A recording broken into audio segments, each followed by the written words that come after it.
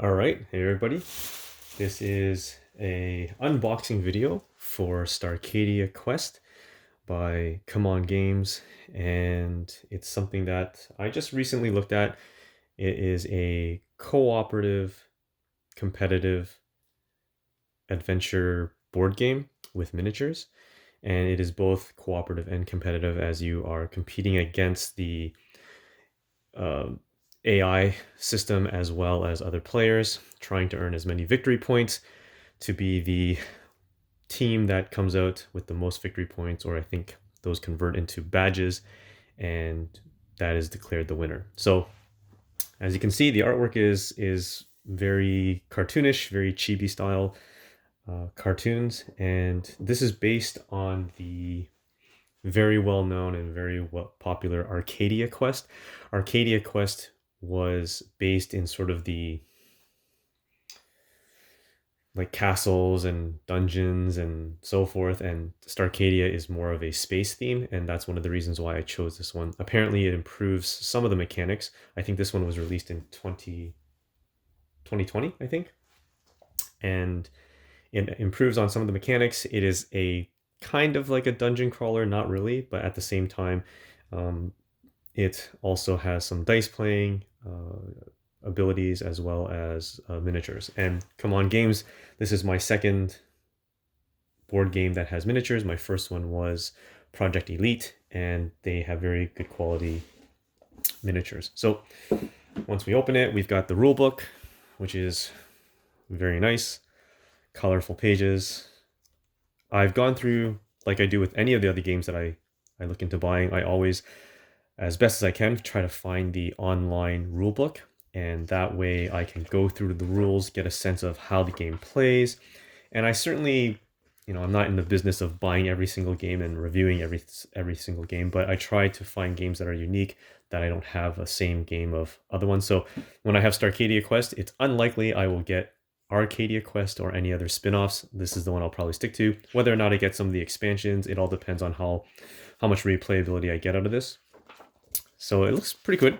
And the instructions overall, fairly straightforward. There's a lot of little sub rules that you have to keep in mind, a lot of conditions when it comes to the monster activation. But for the most part, I do like the competitive, cooperative nature of it. And I can see this being something different and something fun. The other games I have are either competitive, full out competitive, or full out cooperative. So this is just something different. We've got some of the character boards and and it also has a campaign. So I like the drawings, the artwork. It's really nice.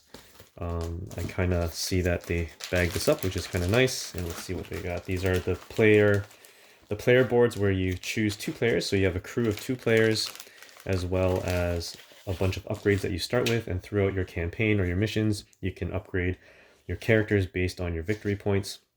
And they have nicely included a quest campaign sheet. So the one main difference between this game and other games that are campaign is they're linked together. You have a set of scenarios that you choose, and they are linked together, and ideally you play all of them in one shot. So the campaign sheet is when you want to save your progress. Some people have suggested, I think there's like 20 here and they're double-sided, but I think some people have suggested you take 1 or 2 or 3 or 4 and just laminate them, and that way you can always reuse it and save some paper, save some trees. But for the most part, there is not really a sort of one-off mission or one-off session that you can do. It's kind of linked together, but I don't think it's a big deal. Here are the tiles, a lot of tokens in this one, and I'm gonna have to punch all these out. Good quality, what I come to expect from Come On Games.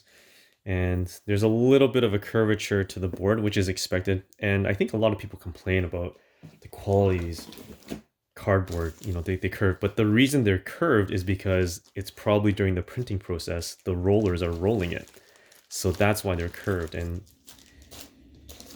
you can't beggars can't be choosers, I'm sorry. So you can see, looks good. I like the color, I like the quality. So for some of these, the green ones are your upgrades, the blue ones I think are, I can't remember what they're called. The red ones are weapons, yellow ones are items or or boosts. No, I think I'm not 100% sure.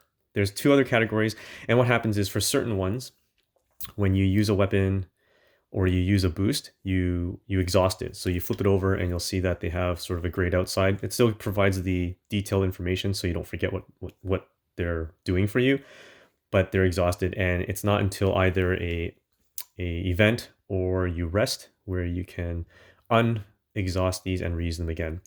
So it's a good mechanic. It means that you can't just go willy-nilly and start shooting everything with the same weapon all the time. There is a consequence and to using your weapons, and you have to choose wisely. And for your team, you have a team of 2 characters. You put their character cards here. You choose a faction. It's just basically a color. And each member has up to 6 upgrades or 6 items that they can carry. And you would exhaust and unexhaust as you progress through. So here's another look at the board here. The door cards with open and closed. And I think these are just like armors, so that they don't get exhausted. They're sort of perpetual. Okay, so let's see. I've been told that the way they box this is really great. Definitely well organized. So here are the tiles. So it's not double-sided tiles, and one of the reasons is because there is a random component to the way the tiles are laid out. When you choose a scenario, it will tell you to select X number of tiles. From this set, you shuffle it. You would draw out, say, for example, scenario needs 3. You take 3 random tiles, and they'll tell you how to place it. So it's either placed this way, or this way, or this way, or this way.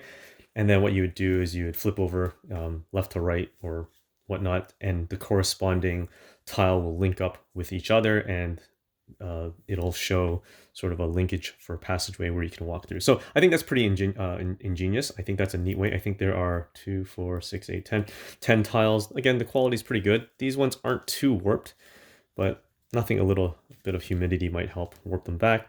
But I like that. I like the fact that you can play the same scenario more than once, but depending on the draw of tiles, it will be a different map. Now, every map at the end of the day has some similarities: spawn points, computer terminals, portals, and it's at potato, but at least it looks nice and looks different.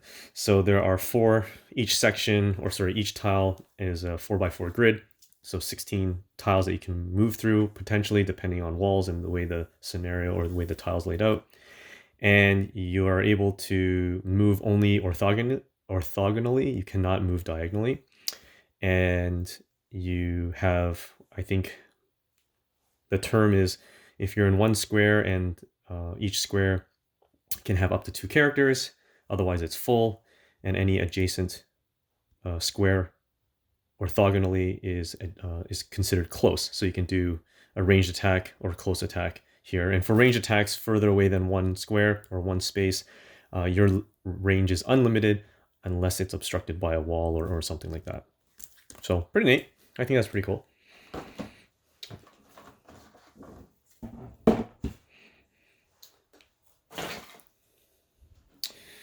And then, so you can see they've got the cutouts here. So this is where you'll be storing all your tokens, your upgrade, your cards. So they put some good thought into how you're going to store all these tokens once you punch them out. So I really like that, because for me, I don't want to have to bag it or get extra containers to hold all these things. So here are your cards. Looks like standard US size playing cards. And I think this includes the villain cards, I think event cards. These are the event cards here. Probably your character cards are in here as well. You have character markers. So I think it's up to 4 players, and each player can control 2 characters. So there's your 2 characters per player. The markers for them. And here are your quest cards as well as the scenario. So here's an example. Distress signal, scenario 1 setup. It is in a particular order. Here they tell you, choose the tiles and lay them out this way. So 1 is facing this way, 2, 3, and then 3, and then 4. And then they'll link up. And they give you a set of instructions on how to set up the board, where to place certain enemies and other quest tokens. In the game, you have PvP quests and PvE quests. So player versus player quest and player versus environment. Player versus environment is a condition that if you're able to meet it, you earn victory points. PvP quest is usually it's an objective to kill your opponent, your other opponent, the other player, and you earn points for doing that. So it's kind of cool. I think that's neat. It gives a nice twist to your frenemies in this game. You've got your dice for rolling, success, failure in terms of your attacks. So every character that you control has a number of dice that they roll. The knife represents a melee attack. The gun represents range. The knife and shield represent both, and they count as two, as one each. So it could either be used for a melee or a defense, because you do defense rolls. And I think that's it. I don't think there's a shield only. So, and then the burst represents critical. So it doesn't matter whether it's melee or ranged, it is considered a critical hit. And when you roll one of these, you get to re-roll one more time for an additional roll. So you can definitely end up, if you're really lucky, which I'm not, you end up rolling quite a few. I noticed that the Kickstarter has different colored dice, so I think this is the retail version, so it just comes out with the black, standard black.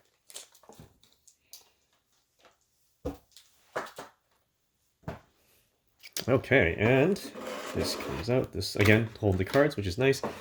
And here we go. So this is the miniature box. So depending on how I want to do this, I don't know if I'm keen on taking it out every time.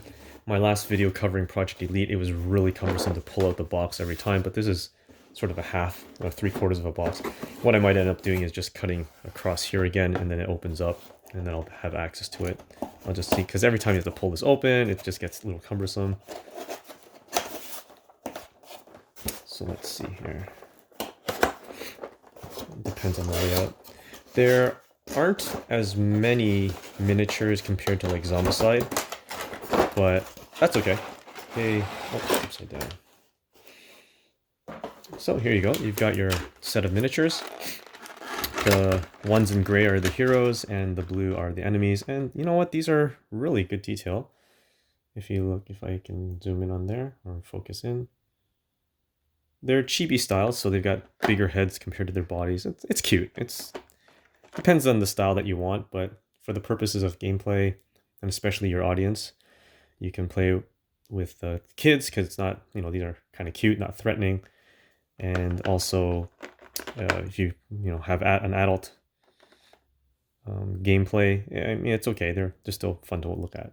So I haven't learned all their names yet, and apparently there's a play on words with their names. They kind of sound like certain Star Wars characters or other sci-fi, well-known sci-fi characters, but without having to pay the trademark for it. So the quality is really good. I think the molds are good. These are typical CMON quality components, and I think this is Commander Thorn. This is the ultimate guy that you're trying to kill. So I like it. I think they look cool. I may or may not paint these ones. I have a lot of miniatures now that I'm collecting more miniature board games, and I think the idea of painting all these really just does not appeal to me. I think they'll look so cool, but definitely need the time to do it. This guy's pretty cool. Look at him. I think his name is Babaka, which is a play on Chewbacca, and he is a animal of some kind, just like Chewbacca is a Wookiee. So pretty good. I like it. This looks very exciting. I'm excited to give this game a play. The rules are a bit more complicated because of all the sub rules and how they play, but for the most part, I think this will be a fun cooperative competitive game to give it a try. And like I said, it's for fun. I'm into, because of COVID, I'm collecting more board games lately, and just having a little bit of fun gameplay of variety. I'm looking forward to this one. So that's the end of the unboxing of Starcadia Quest. 2 to 4 players, and they say the game time is roughly an hour long. And it seems reasonable. I've been told that I've read online that because the campaign's missions or scenarios are linked together, each scenario could take up to an hour. So you're looking at possibly 3-4 hours. So it's a good thing to have those campaign quest sheets. You can save your progress and then continue forward. All right, and I will probably end up doing another video of this in a initial setup and potential gameplay run through.